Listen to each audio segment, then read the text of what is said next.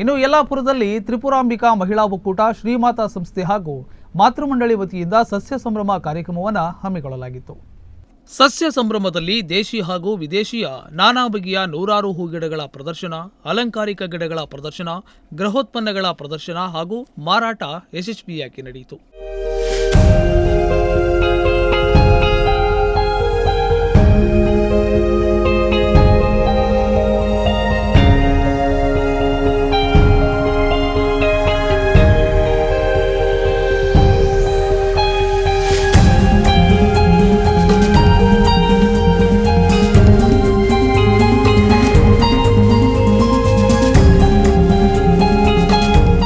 ಅಂದ ಚಂದದ ಬಗೆ ಬಗೆಯ ಅಪರೂಪದ ಡೇರೆ ಹೂಗಿಡಗಳು, ದೇಶಿ ತಳಿಯ ಹಾಗೂ ವಿದೇಶಿ ತಳಿಯ ಹೂಗಿಡಗಳು ಜನಾಕರ್ಷಣೆಗೆ ಪಾತ್ರವಾದವು.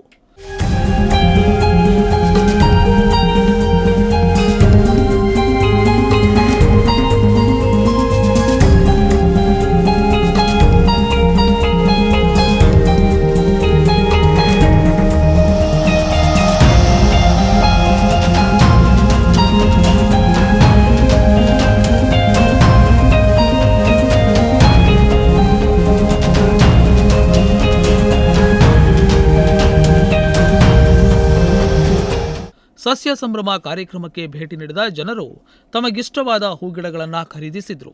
ಸಸ್ಯ ಸಂಭ್ರಮ ಕಾರ್ಯಕ್ರಮದಲ್ಲಿ ವಿವಿಧ ಸ್ಪರ್ಧೆಗಳನ್ನು ಆಯೋಜಿಸಲಾಗಿತ್ತು ಹಾಗೂ ಇದೇ ವೇಳೆ ವಿವಿಧ ಕ್ಷೇತ್ರಗಳಲ್ಲಿ ಸಾಧನೆಗೈದ ವಿವಿಧ ಮಹಿಳಾ ಸಾಧಕರನ್ನ ಸನ್ಮಾನಿಸಿ ಗೌರವಿಸಲಾಯಿತು.